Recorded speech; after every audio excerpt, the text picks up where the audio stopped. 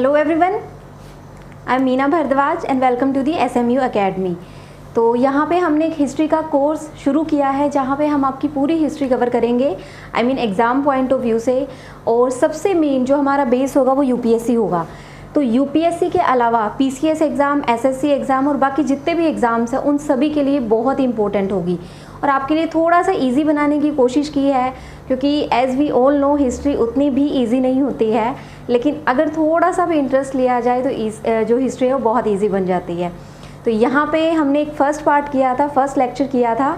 I hope कि आपने वो देख लिया होगा, और नहीं देखा है तो प्लीज़ देख लीजिए, क्योंकि ये पार्ट आपको तभी समझ आएगा क्योंकि वहाँ पे इंट्रोडक्शन पार्ट हमने किया है एंड उसके बाद हम जो एक सीक्वेंस हमारी चलेगी, तो प्लीज़ आप देख लीजिएगा। और उसके बाद ये लेक्चर तो नहीं भी देखेंगे तो भी आपका चलेगा, बट आपको एक इंडेक्स, एक इंट्रोडक्शन पता चल जाएगा। तो यहाँ पे हम सबसे पहले स्टार्ट करने वाले हैं डिक्लाइन ऑफ मुगल्स।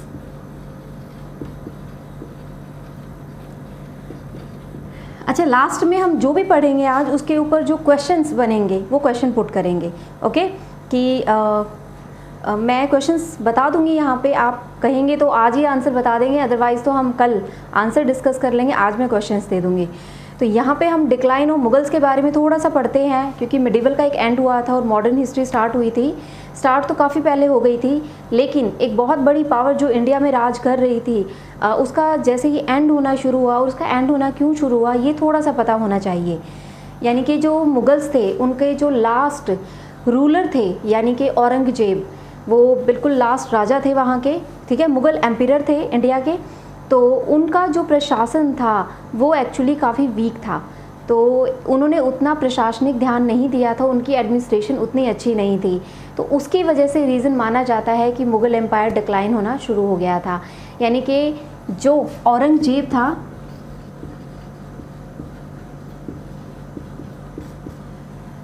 उसकी जो पॉलिसीज़ थी काफ़ी वीक थी। ओके, तो उसने कुछ पॉलिसीज़ बनाई थी, राजपूताना पॉलिसीज़ हो गई, डेक्कन की पॉलिसीज़ हो गई। ओके, तो वो वीक रही थी, राजपूताना, डेक्कन पॉलिसीज़, प्लस उनमें एक जो वॉर ऑफ सक्सेशन था वो शुरू हो गया था। यानी कि उसकी जो पॉलिसीज़ थी वो उसने जहाँ तक अप्लाई की वो हुई नहीं हुई, उसके बाद वहाँ से ही एक डिक्लाइन होना शुरू हो गया था, यानी कि उतनी सक्सेसफुल नहीं थी। यहाँ पे अगर हम नेक्स्ट बात करें तो जैसे ही औरंगजेब की डेथ हुई, ओके, उसके बाद यहाँ पे वॉर ऑफ सक्सेशन स्टार्ट हो गया।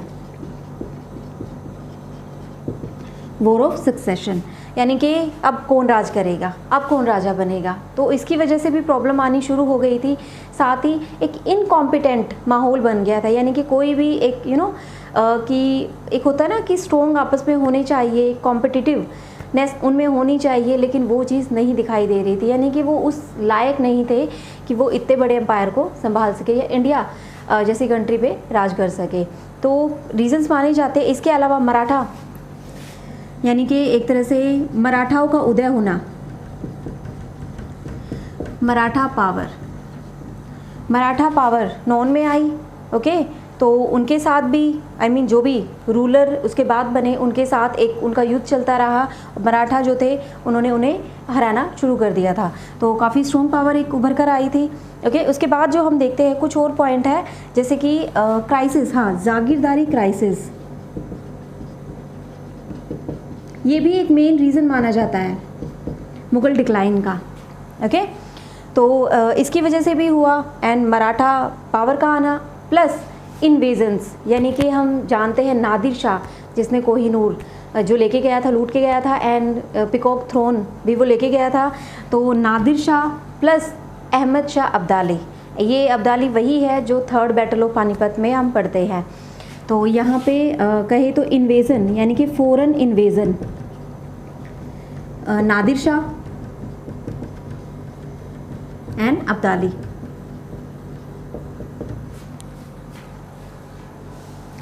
तो कुछ रीजंस थे। उसके अलावा ब्रिटिशर्स का आना, ओके, तो ब्रिटिशर्स भी आने शुरू हो गए थे, तो ऑब्वियस सी बात थी कि उन्होंने अपनी सेटलमेंट करनी शुरू कर दी थी। सेटलमेंट तो नहीं, लाइक कि एक हम कहें कि असर डालना शुरू कर दिया था, तो उसकी वजह से भी ये डिक्लाइन होना शुरू हो गया था। नेक्स्ट अगर हम बात करें, आई होप कि आपको ये क्लियर हो गया होगा कि जो लास्ट रूलर था उसकी पॉलिसीज़ जो थी या उसका प्रशासन जो था उतना स्ट्रॉन्ग नहीं था और उसकी वजह से प्रॉब्लम्स हुई। नेक्स्ट अगर हम बात करें डिक्लाइन ऑफ मुगल्स में, या दैट्स इट, आपको इससे ज़्यादा पढ़ने की ज़रूरत नहीं होती है। इससे ज़्यादा अगर आप इसके बाद देखोगे तो जो रीजनल रूलर थे, यानी कि छोटे छोटे राज्य या छोटे छोटे राजा जो थे वो भी उभर कर आने लगे और उनकी वजह से भी एक प्रॉब्लम क्रिएट होने लगी थी। तो यहाँ पे जो हम इसकी बात पढ़ते हैं मेनली,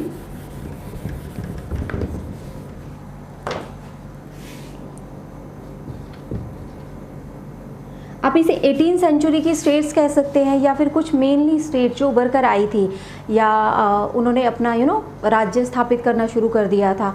तो 4 मेनली स्टेट वो थी बंगाल, अवध,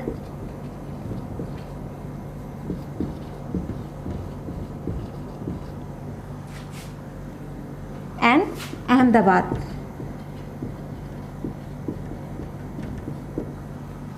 ओके, तो ये 4 स्टेट थी जो एक उभर कर आई जैसे डिक्लाइन होना शुरू हो गया था। एंड अब इनमें जो राजा थे वो एक तरह से यहाँ पे जो अपनी प्रजा थी या अपना जो एरिया था उसे संभाल रहे थे। तो इसके बाद यहाँ तक करने के बाद हम नेक्स्ट पार्ट करते हैं जो यूरोपियंस का, यानी एडवेंट ऑफ यूरोपियंस। इसी इसमें बहुत कुछ है, इसकी काफ़ी डिटेल है अगर आप एनसीईआरटी में देखेंगे या और बुक्स में देखेंगे, लेकिन वो इतनी इम्पोर्टेंट नहीं है। ओके, मेन ये 4 स्टेट के नाम हम पढ़ते हैं, प्लस डिक्लाइन की जो वीकनेस या रीजंस थे डिक्लाइन होने के वो हम पढ़ते हैं, और उसके बाद हम एडवेंट ऑफ यूरोपियंस पढ़ना शुरू कर देते हैं। तो नेक्स्ट जो हम मेन इम्पोर्टेंट पार्ट करते हैं वो है एडवेंट ऑफ यूरोपियंस।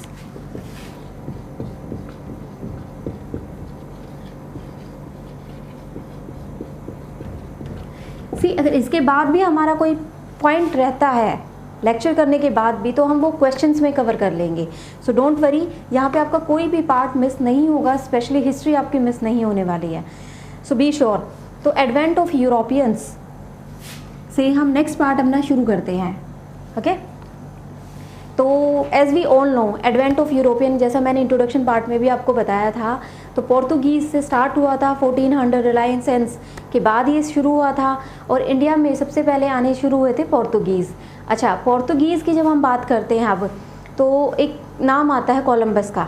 ओके, कल मैंने आपको बताया था, लेकिन कोलंबस का मैं इसलिए भी बता रही हूँ क्योंकि ये न्यूज़ में रहा है। कुछ दिन पहले द हिंदू में आर्टिकल आया था, न्यूज़ आई थी कि कोलंबस के बारे में थी वो, कि डीएनए टेस्ट के जो कोलंबस है उसके डीएनए टेस्ट की बात चल रही है, यानी कि उसके डीएनए टेस्ट करने की कोशिश की जा रही है। वो क्यों? क्योंकि वो पता करने के लिए कि ओरिजिन क्या था कोलंबस का।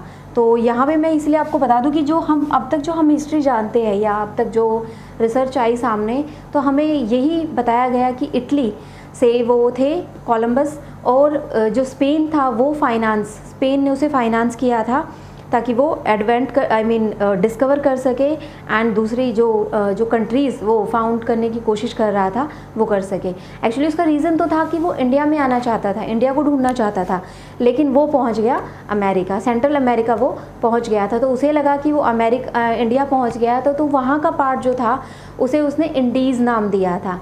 ओके, तो अमेरिका की खोज हुई थी, वहीं से कोलंबस ने की थी 1492 में। कोलंबस, क्रिस्टोफर कोलंबस पूरा नाम है, कोलंबस। ओके, तो 1492 में इंडिया आना चाहते थे, लेकिन वो अमेरिका पहुंच गए और अमेरिका की खोज हो गई। ओके, नेक्स्ट अगर हम बात करें अब मेनली अगर हम पोर्तुगीज़ की बात करते हैं, तो सबसे पहले कौन आए थे? पोर्तुगीज़। अच्छा, ये इटली से था और स्पेन ने फाइनेंस किया था। बाकी अभी कोशिश चल रही है पता करने की कि इटली से था, स्पेन से था, या फिर पुर्तगाल से था। तो ये चेक करने की कोशिश की जा रही है डीएनए के थ्रू। तो यहाँ पे हम सबसे पहले पढ़ते हैं पोर्तुगीज़। यानी पुर्तगाली। ओके, तो हम सबको पता है वास्को डी गामा, लेकिन वास्को डी गामा से पहले एक नाम आता है बार्थोलोमेव दियाज। वो क्यों? क्योंकि जिस रास्ते से पोर्तुगीज़ यानी कि वास्को डी गामा भारत आया था वो बार्थोलोमेव दियाज ने ही खोजा था, यानी cap of Good hope.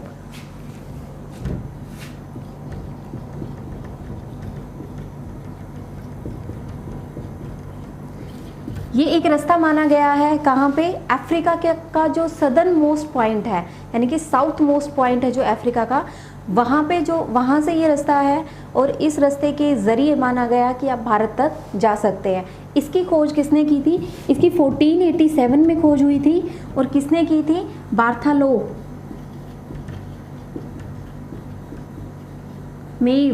Diya's.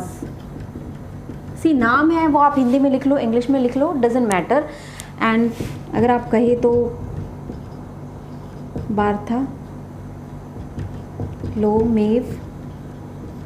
Diya's.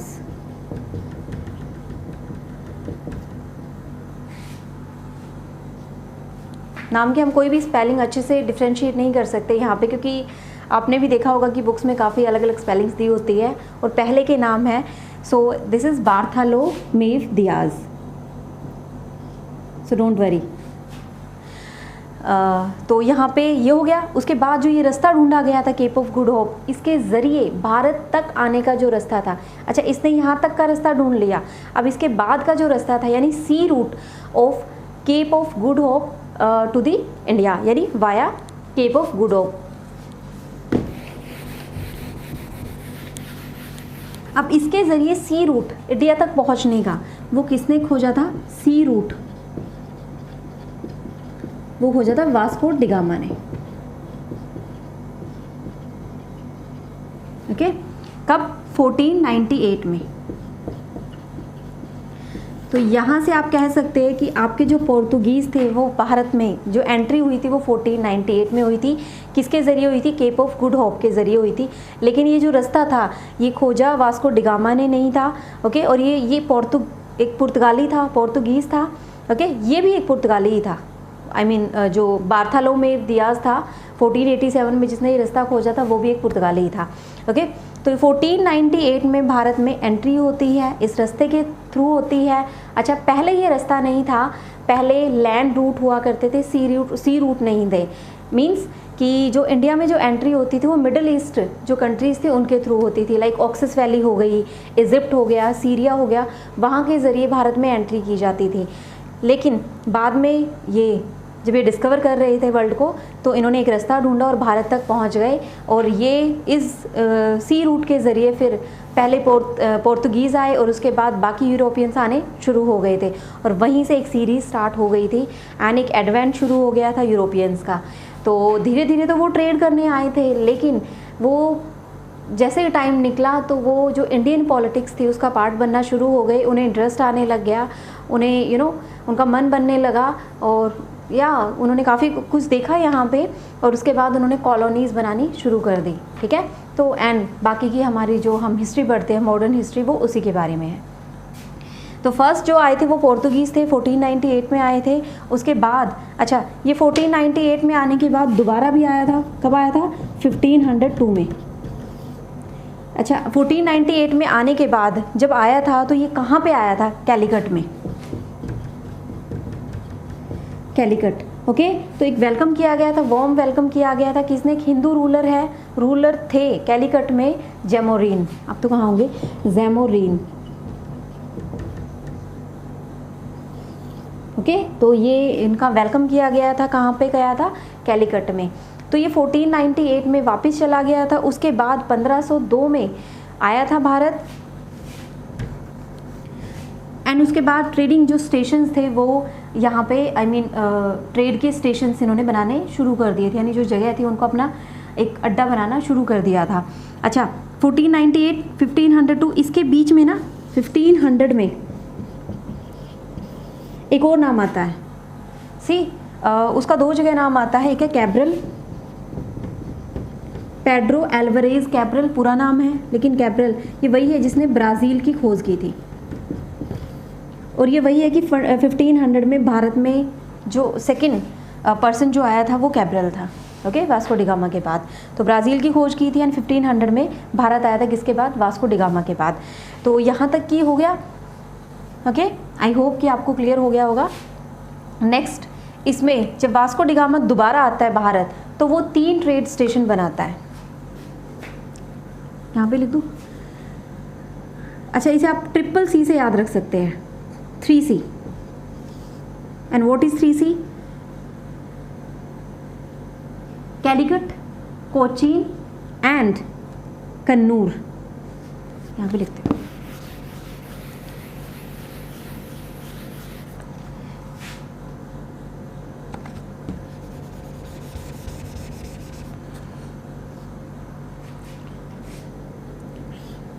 Calicut, Cochin, Kochi भी कहते हैं जिसे, कोचीन भी, एंड कन्नूर।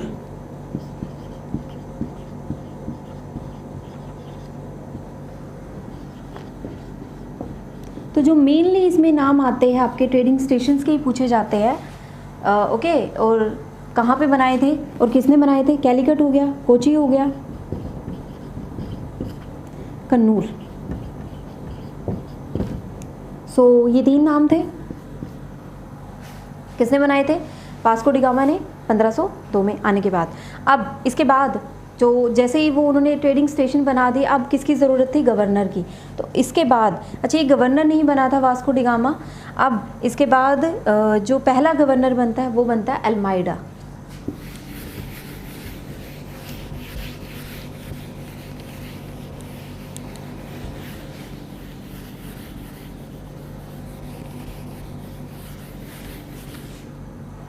तो यहाँ पे जब हम पढ़ते हैं, अब वास्को डिगामा के बाद जो फर्स्ट गवर्नर, ठीक है, फर्स्ट गवर्नर ऑफ पोर्तुगीज़ वो था अल्माइडा, फ्रांसिस्को दी अल्माइडा, लेकिन आप सिर्फ इतना लिखो, अल्माइडा। ये था फर्स्ट गवर्नर। इसको इसलिए भी याद रखा जाता है क्योंकि एक जो पॉलिसी थी, ब्लू वाटर पॉलिसी, वो इंट्रोड्यूस की थी। ब्लू वाटर पॉलिसी, इसका मतलब क्या था? पॉलिसी ऑफ ब्लू वाटर, कि हम ना धरती, लैंड की बजाय ना अपने सी रूट को एक मेन अपना एक वो बनाएंगे, सेंटर बनाएंगे, ठीक है, कि हम समुद्र पे हमारा राज होगा एक तरह से। तो policy of blue water, policy of blue water ये इंट्रोड्यूस की थी। क्लियर?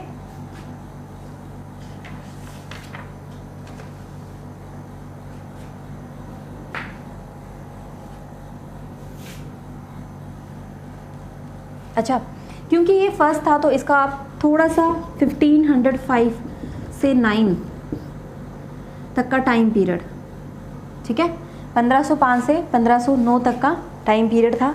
इसमें ये इसलिए भी ज़रूरी है क्योंकि ये पॉलिसी ऑफ ब्लू वाटर कब स्टार्ट की थी या इंट्रोड्यूस की थी उसके बारे में भी, ताकि आपको पता चल जाए। सेकंड था अल्बुकरीक, ठीक है, फ्रांसिस्को दी अल्बुकरीक। तो सेकंड गवर्नर की अगर हम बात करें, था अल्बुकरीक।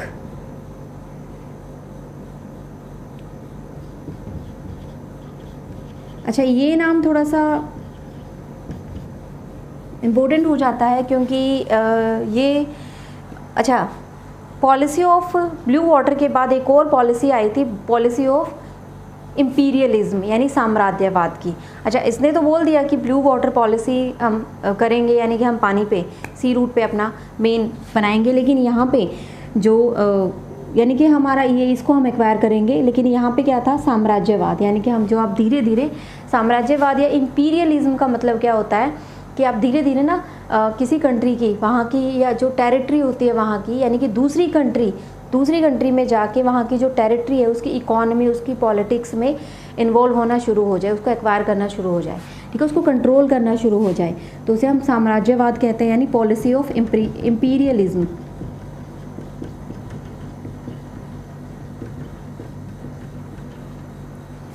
ओके, यानी साम्राज्यवाद की। तो सेकंड गवर्नर था, इसी ने कहा था कि मैरिज करो, ओके, जो इंडियन विमेन है उनसे मैरिज करो और यहाँ पे यानी कि अपनी एक सेटलमेंट करनी शुरू कर दो, ओके।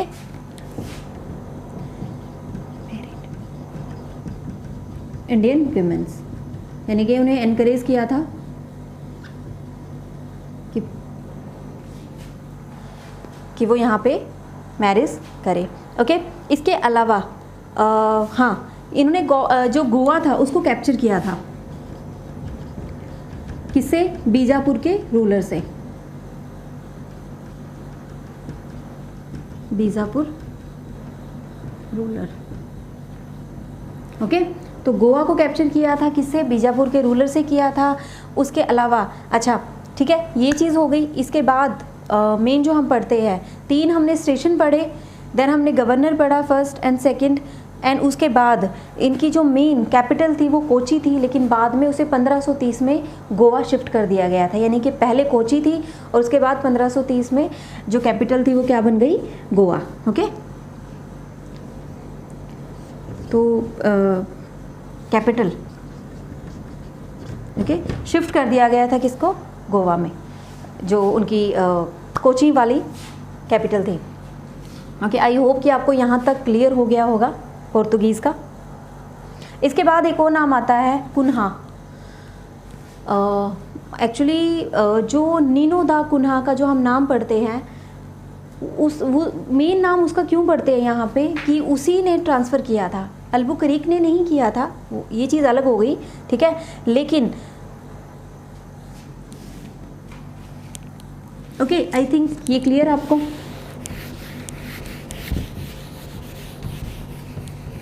यहाँ पे ये नाम नीनो दा कुन्हा,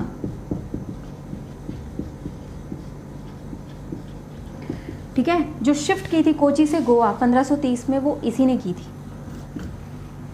ओके, इसलिए में हम पढ़ते हैं। और हाँ, सॉल्सेट और बस्सी को जो गुजरात का रूलर था वहाँ उस टाइम पे बहादुर शाह, उससे कैप्चर कर लिया था, उससे एक्वायर कर लिया था किसको? सॉल्सेट और बस्सी को।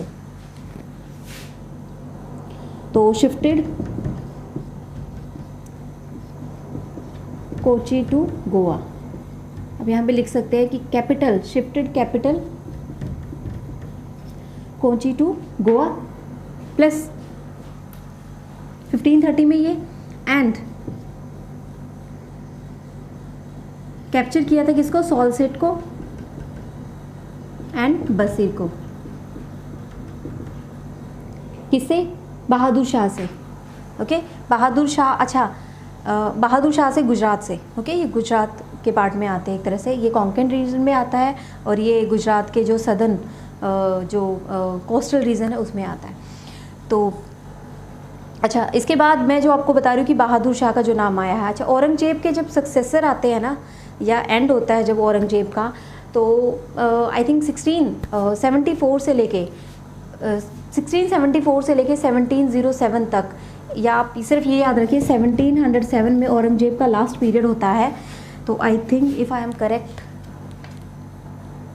या इसे 1658 टू 1707 औरंगजेब का जो पीरियड था ये एंड हो गया था यहाँ पे। लेकिन एक जो मुग़ल एंड हुआ है वो एंड हुआ 1858 में। 1858 में, यानी 1857 तक इसका असर देखा गया था, रिवोल्ट तक। एंड 1862 में जो लास्ट रूलर था बहादुर शाह टू, ओके, उसकी डेथ हुई थी। कहाँ पे? बर्मा में हुई थी। उसको डिपोर्ट कर दिया गया था, बर्मा यानी म्यांमार में, रंगून में कर दिया गया था, एंड उसकी वहाँ पे डेथ हो गई थी। ठीक है, तो लास्ट रूलर अगर मुग़ल एम्पायर का हम माने तो बहादुर शाह टू था। हाँ, औरंगजेब के बाद बहादुर शाह वन आया। ओके, उसके बाद अहमद शाह, उसके बाद बहादुर शाह वन, उसके बाद जानदार Shah, Farrukh Siyar, Ahmad Shah, okay, Alamgir, Akbar two, and then Bahadur Shah two. Okay, Bahadur Shah one से लेके फिर बहादुर शाह टू तक। तो बहादुर शाह जो था वो लास्ट था, 1857 तक रहा था, युद्ध में देखा गया था। एंड उसके बाद 1858 में उसे डिपोर्ट कर दिया गया था रंगून, यानी कि बर्मा, अब जिसे म्यांमार, जो कि म्यांमार में है अभी। एंड 1862 में वहाँ पे उसकी डेथ हो गई थी। तो ये लास्ट मुग़ल एम्पायर या आपका ये रूलर माना जाता है। ओके,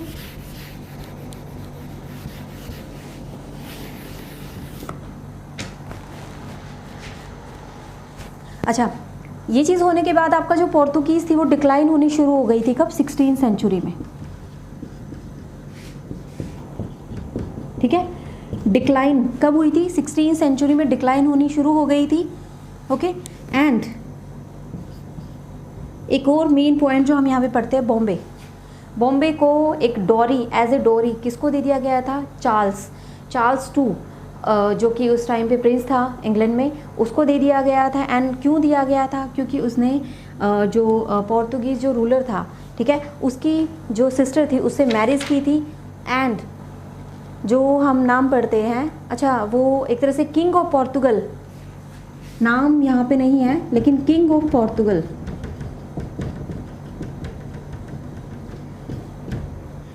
ने बॉम्बे को एज ए डोरी किसको दे दिया गया था? ये दिया था जो Charles two of England, Charles two of England. Okay, बाद में चार्ल्स टू से ले लिया गया था, लीज पर ले लिया गया था, जो ब्रिटिशर्स आए थे उन्होंने ले लिया था। तो ये एज ए डोरी जब उनकी सिस्टर से मैरिज की थी तो बॉम्बे को दे दिया गया था। सो और हाँ, हुगली, अब देखो यहाँ तक जब उन्होंने जीतना शुरू कर दिया था, पर धीरे धीरे फिर उनका डिक्लाइन होना शुरू हो गया था, उन पे भी अटैक होने शुरू हो गए थे। तो यहाँ तक के बाद जो हम नेक्स्ट पार्ट पढ़ते हैं वो है कि हुगली को,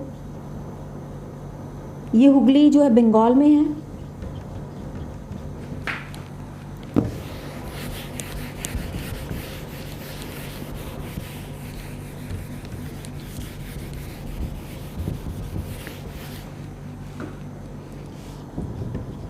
हुगली एक्चुअली इसको एक्वायर कर लिया गया था एक जो मुग़ल जो एम्पायर का हम कहें कि मुग़ल जो रूलर था उसका एक नोबल था, उस कासिम का नाम आता है यहाँ पे। तो उस कासिम ने इस जो पोर्तुगीज़ से उनसे ये जीत लिया था, यानी कि हुगली को कैप्चर कर लिया था। ओके,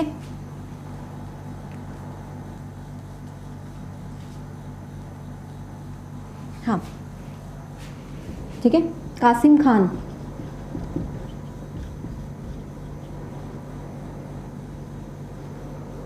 जो कि एक नोबल था। फिर जो साल्सेट और बसी का हमने नाम पढ़ा था अभी, उसको किसने? मराठाओं ने जीत लिया था, यानी जो पोर्तुगीज़ थे उनको हरा के मराठा ने जीत लिया था। तो मराठाओं ने इसे कैप्चर कर लिया था। आप कहेंगे कि ठीक है, जीत लिया था या फिर एक तरह से ये दोनों ही पोर्तुगीज़ के हाथ से निकल गए थे। तो अब इनके पास क्या बचता था? अब बचता था गोवा, दमन एंड दीव।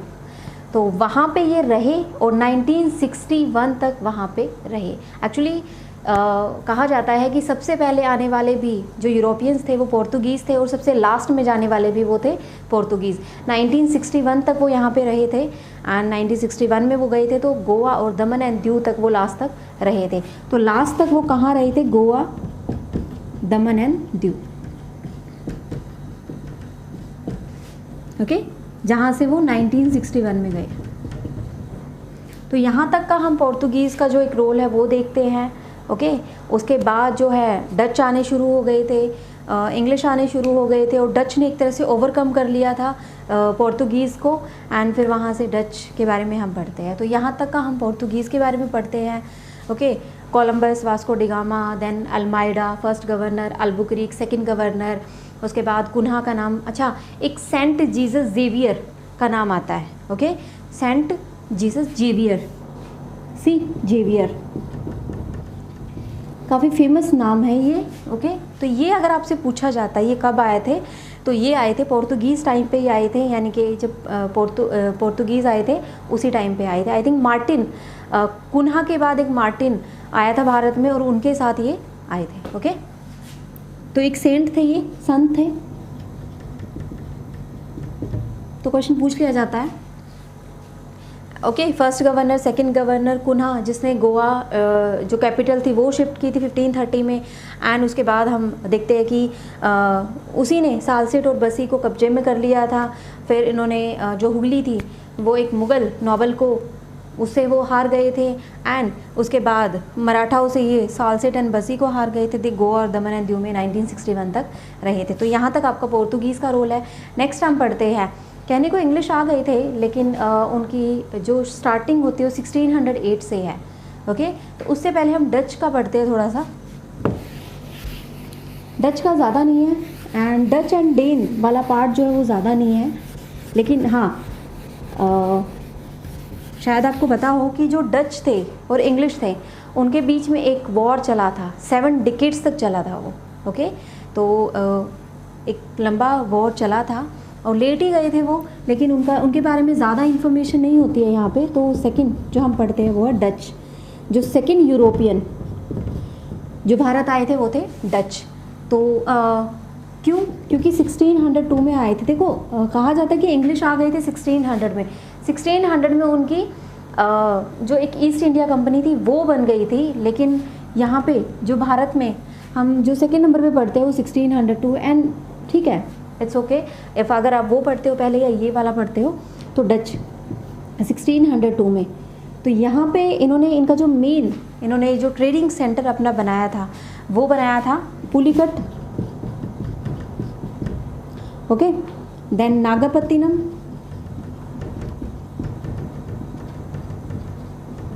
मसूलीपट्टनम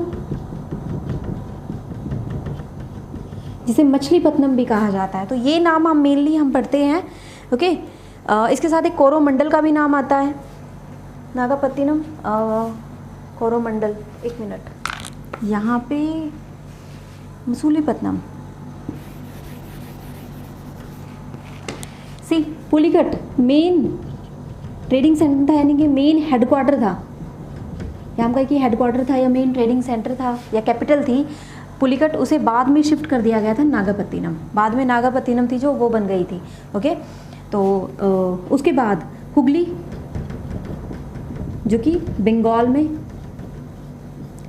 ओके, यहाँ तक इनका एक ट्रेडिंग सेंटर, वहाँ तक वो पहुँच गए थे। लेकिन इन्होंने हुगली में एक वहाँ पे एक वॉर हुआ था, एक बैटल हुआ था, सॉरी वॉर नहीं बैटल हुआ था, बैटल ऑफ बेदेरा, बैटल ऑफ बेदेरा 1759। तो बैटल ऑफ बेदेरा हुआ था 1759 में हुआ था, और यहाँ से ही इनका एंड होना शुरू हो गया था। तो ज़्यादा इन्फॉर्मेशन नहीं है डच के बारे में। तो ठीक है, पुलिकट, नागपत्तिनम, हुगली मेन सेंटर थे, और भी थे लेकिन जो सबसे मेन थे ये यही थे। एंड बैटल ऑफ बेदेरा में 1759 में, यस 1759 में एंड होना शुरू हो गया था। ओके, अच्छा किसके बीच हुआ था बैटल? इंग्लिश और डच के बीच में हुआ था। ओके, इधर ये पुर्तगीज़ को भगा रहे थे, उधर इंग्लिश इनको भगा रहे थे, दोनों की आपस में दौड़ चल रही थी। तो यहाँ पे इनका एक एंड हो जाता है। तो आप देख सकते हैं 1602 से लेके 1759 तक इनका एक रोल रहा, और 7 जो डिकेड का एक माना जाता है कि इनके बीच एक रहा था, एक वॉर जो चलता रहा था इंग्लिश और इनके बीच में। ओके, तो यहाँ तक हम डच वाला पार्ट पढ़ते हैं। हाँ, एक इम्पोर्टेंट पार्ट ये आ जाता है कि इन्होंने पोर्तुगीज़ को हटाने में काफ़ी हेल्प की थी। तो एक ओके, तो Pulicat, Nagapattinam, Hooghly and battle of Bedara वो 1759 जो कि इंग्लिश और डच के बीच में हुआ था। तो मेनली डच का हम यही पार्ट पढ़ते हैं। अब इम्पोर्टेंट पार्ट हमारा आता है इंग्लिश, एंड ये काफ़ी इम्पोर्टेंट है, इसी से हमारी हिस्ट्री काफ़ी चेंज हुई है। तो यहाँ पे जो हम पढ़ते हैं ब्रिटिश यानी इंग्लिश, जो थर्ड भारत में आने वाले थे वो थे इंग्लिश, थर्ड यूरोपियन। ओके, तो इंग्लिश 1600 में ईस्ट इंडिया कंपनी बन गई थी। ठीक है, एक चार्टर पास हुआ था, क्वीन एलिजाबेथ ने वो चार्टर पास किया था, साइन किया था, एंड उसके बाद से ईस्ट इंडिया कंपनी ने ट्रेडिंग सिस्टम शुरू कर दिया था। तो यहाँ पे ये सबसे पहले जो रोल आता है, अब आता है जहांगीर। जहांगीर के कोर्ट, रॉयल कोर्ट में 1609 में, ठीक है, 1609 में William Hawkins, captain William Hawkins की एंट्री होती है। वो परमिशन मांगने जाते हैं एक कि हमें ट्रेड करने के लिए परमिशन दे दो, फैक्ट्री लगाने के लिए परमिशन दे दो, लेकिन वो मना कर देता है। क्यों? क्योंकि इसी पोर्तुगीज़ का असर था तब भी, तो पोर्तुगीज़ का एक प्रेशर था और उसकी वजह से वो मना कर देते हैं। अच्छा, जहांगीर मिडिवल हिस्ट्री का पार्ट है, मिडिवल हिस्ट्री नहीं, मुगल एम्पायर का पार्ट है। तो आपको पता ही है, ठीक है, बाबर के बाद अकबर, अकबर के बाद जहांगीर, जहांगीर के बाद शाहजहाँ, शाहजहाँ के बाद औरंगजेब। तो जहांगीर 1609 में कौन आया था? William Hawkins. William Hawkins.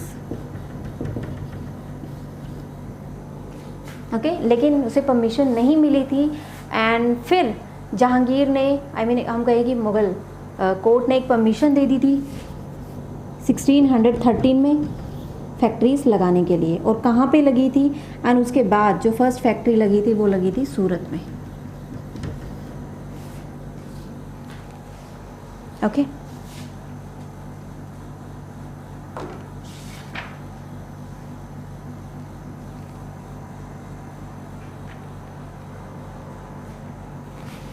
I hope आपको ये क्लियर हो गया होगा।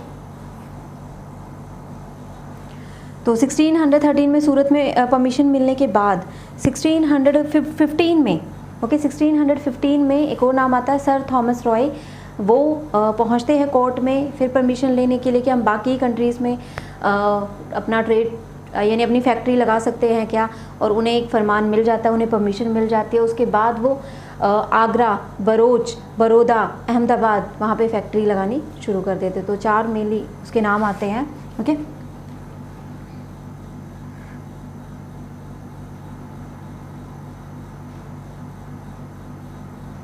या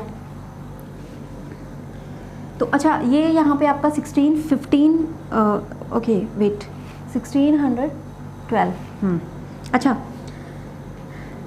यहाँ पे पहले डिनाई हो जाता है परमिशन, उसके बाद 1612 में मिलती है एंड 1630 में फर्स्ट जो कंपनी बनती है या फैक्ट्री लगती है वो सूरत में लगती है 1613 में। ओके एंड देन 1615 में यानी 1615 में कौन आता है, थॉमस रॉय।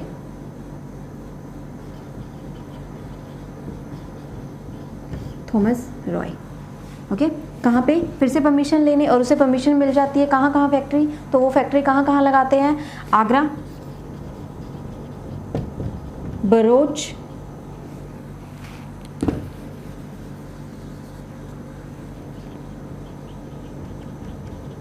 बड़ौदा, अहमदाबाद,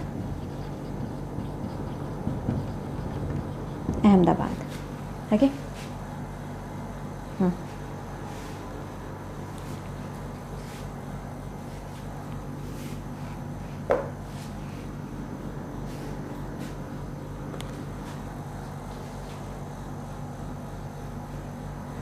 या यहाँ तक क्लियर।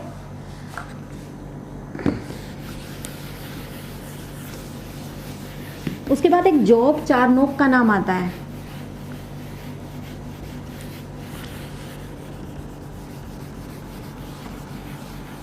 जिसने एक नाम आता है यहाँ पे सुतानुती, ये एक नाम आता है यहाँ पे। एक इसमें क्या कहते हैं, इन्होंने अपना हम कहेंगे एक ट्रेडिंग सिस्टम या एक फैक्ट्री वाला सिस्टम यहाँ पे किया था, लेकिन फोर्टिफाई किया था, बट इसको बाद में कैलकटा का नाम दे दिया गया, कैलकटा। ओके और जिसको ये किसने किया था, जॉब चारनोक, जॉब चारनोक। बाद में एक यहाँ पे एक फोर्टिफाई या फोर्टिफिकेशन हुई थी जिसको नाम दिया गया था विलियम फोर्ट।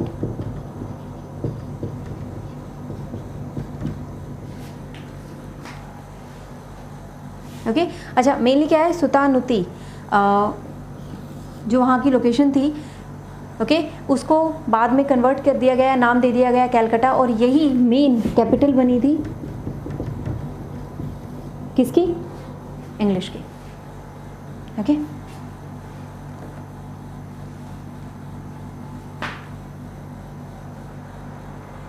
अच्छा 1639 में क्या हुआ था इसी के साथ। ओके 1639 में जो बॉम्बे को इन्होंने फिर से एक्वायर कर लिया गया था, कहा जाता है कि एक्वायर कर लिया या लीज पर ले लिया था।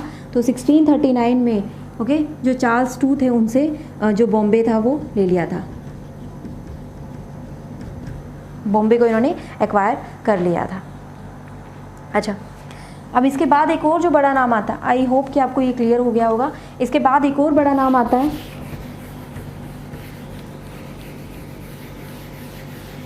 Francis day. फ्रांसिस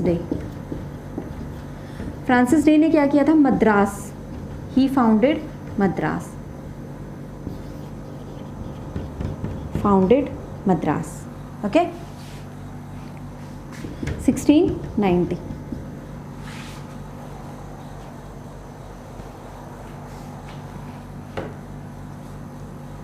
तो कलकत्ता की कैपिटल हो गई, ठीक है, उसे एक नाम दे दिया गया। एंड यहाँ पे फिर जो एक मद्रास था, ठीक है, उसको फाउंड किया गया एंड 1690 में फाउंड किया गया। एंड एक तरह से एक ओके जो हमने पिछली पढ़ी है, विलियम का जो नाम दिया था वो एक क्या था, एक सेटलमेंट थी, ओके। वहाँ पे एक सेटलमेंट हुई थी 1700 में। तो हमने जो अभी पढ़ा ना विलियम का,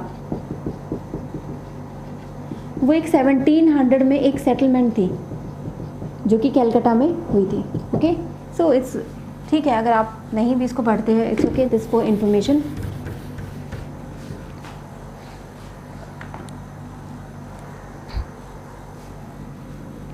ओके अच्छा, इसके बाद जो एक और मेन पॉइंट आता है वो कि इनकी 3 मेन प्रेसिडेंसीज, इन्होंने 3 मेन प्रेसिडेंसी बनाई थी।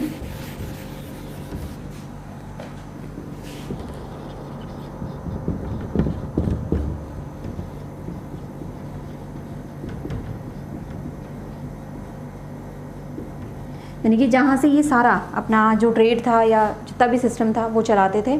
3 प्रेसिडेंसी कौन कौन सी थी? सबसे पहले थी मद्रास, ठीक है, उसके बाद थी बड़ौदा, सॉरी बॉम्बे,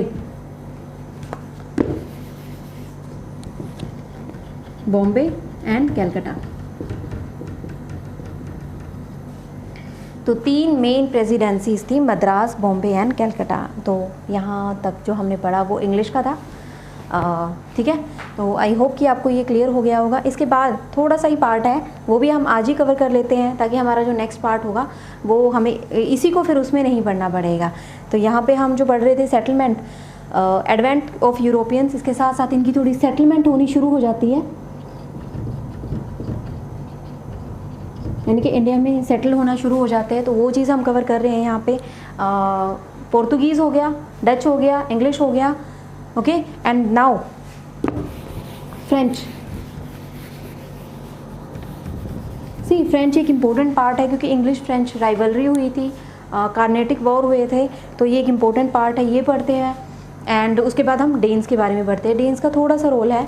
तो यहाँ पे अगर हम फ्रेंच की बात करें तो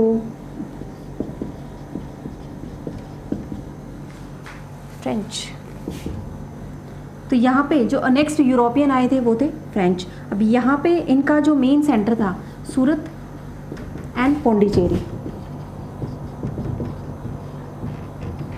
ओके। 1616 में आए थे,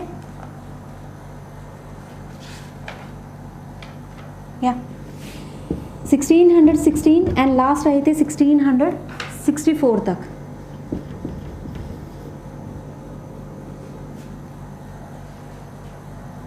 नहीं, आप ये मत पढ़ो अभी, इसका सिर्फ ये देखो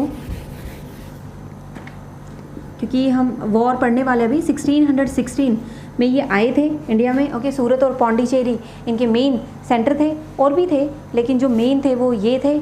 और बाद में इन्होंने क्या किया, पौंडीचेरी को अपनी कैपिटल बना ली थी। पौंडीचेरी मेन कैपिटल थी। एंड हाँ, पौंडीचेरी को फाउंड किया था, एक नाम यहाँ पे हम पढ़ते हैं, फ्रांसिस मार्टिन। फ्रांसिस मार्टिन,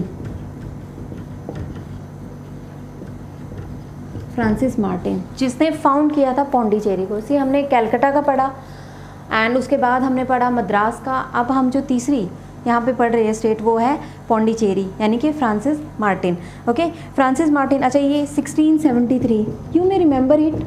आप स्किप भी कर सकते हो क्योंकि आप कितने ईयर्स याद रखोगे ना, बहुत ही कंफ्यूजिंग हो जाता है।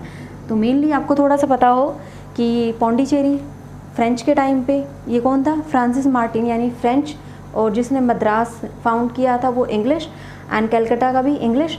एंड ये जो था फ्रेंच ने, और ठीक है, ये कैपिटल थी पौंडीचेरी थी और उसका नाम क्या था, फ्रांसिस मार्टिन। तो यहाँ पे हम मेनली ये चीज़ पढ़ते हैं।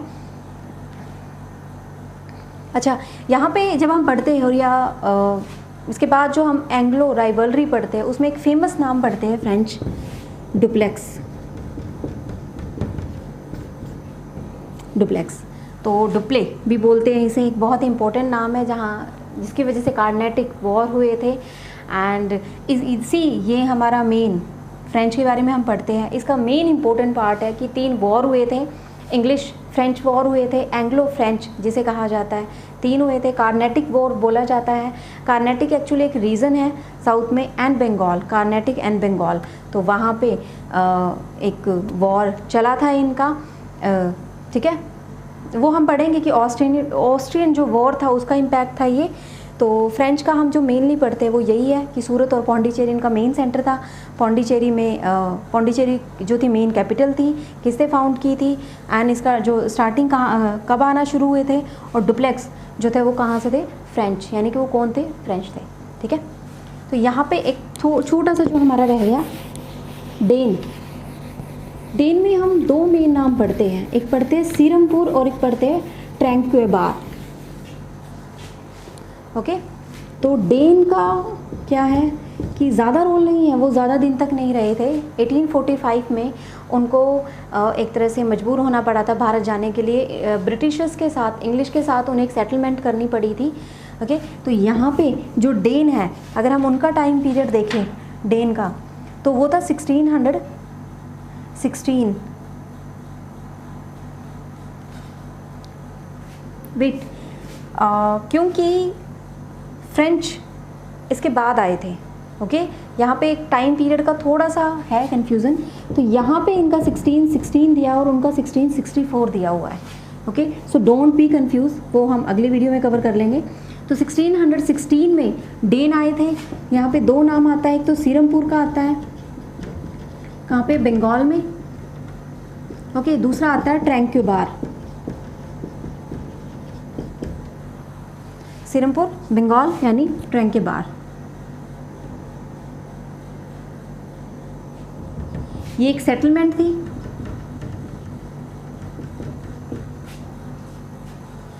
ओके। तो ये एक सेटलमेंट हुई थी, एक सीरमपुर सेटलमेंट हुई थी। तो इन एक तरह से ये सेटलमेंट होने के बाद इन्हें भारत से जाना पड़ा था, बस थोड़ा ही टाइम के लिए ये भारत में थे। एंड इनको 1845 में इन्हें जाना पड़ा था। तो 1845 में इनका एक एग्रीमेंट हुआ था, किसके साथ, ब्रिटिशर्स के साथ, और इन्हें जाना पड़ा था। सी, अगर आपको ये चीज़ नहीं भी है तो इतना कोई इशू नहीं है, ओके। मेनली ये चीज़ इतनी इंपॉर्टेंट नहीं होती है क्योंकि ईयर हमें याद रहते भी नहीं हैं, और ईयर आप बहुत सारे ईयर इकट्ठे हो जाते हैं, एंड सही बताए तो इतने ईयर पूछे भी नहीं जाते हैं। बहुत बहुत इंपॉर्टेंट होगा तो आपसे पूछा जाएगा, बहुत ज़्यादा न्यूज़ में रहा होगा, अदरवाइज़ ईयर डजंट मैटर। तो ओके, तो ये नाम हम मेनली डेन्स के साथ पढ़ते हैं। So that's all. तो जो यूरोपियन वाला पार्ट है वो हम यहाँ तक करते हैं। अब इसके बाद जो आता है एंग्लो फ्रेंच वॉर, राइवलरी आती है, कार्नेटिक वॉर के बारे में हम पढ़ते हैं। 3 एंग्लो फ्रेंच वॉर पढ़ते हैं, वो इम्पोर्टेंट है काफ़ी, ठीक है। ये पिछला जो हम पार्ट पढ़ा है पता होना चाहिए, इम्पोर्टेंट कुछ जो मेन पॉइंट मैंने जो आपको बताए वो इम्पोर्टेंट है, लेकिन उसके बाद जो हम मेन अब पढ़ने वाले हैं एंग्लो फ्रेंच वाला, वो बहुत ही इंपॉर्टेंट है, ओके। उसमें से क्वेश्चंस आते हैं। तो उन 3 वॉर के बारे में हम पढ़ते हैं, एंड देन उसके बाद हम एंग्लो मराठा वॉर पढ़ते हैं, यानी 3rd जो बैटल ऑफ पानीपत हुआ था उसके बाद जो कैसे एक मराठा और एंग्लो के बीच में चला था, वो चीज़ हम पढ़ते हैं, ओके। तो आई होप कि आपको यहाँ पे ये चीज़ क्लियर हुई होगी। तो अच्छा, यहाँ पे अगर मैं मेन क्वेश्चंस, मैंने आपको कहा था मैं क्वेश्चंस पूछूंगी, तो मेनली क्वेश्चंस आपसे अगर पूछा जाए कि मद्रास किसने फाउंड किया था, मुझे प्लीज़ कमेंट कीजिए, ठीक है। अगर आपको ईयर याद है वो बता दीजिए, वरना सिर्फ इतना बताइए कि जो मद्रास था वो किसने फाउंड किया था, यानी वो फ्रेंच ने किया था, इंग्लिश ने किया था, डच ने किया था, एंड कैलकटा किसने फाउंड किया था, पौंडीचेरी किसने फाउंड किया था।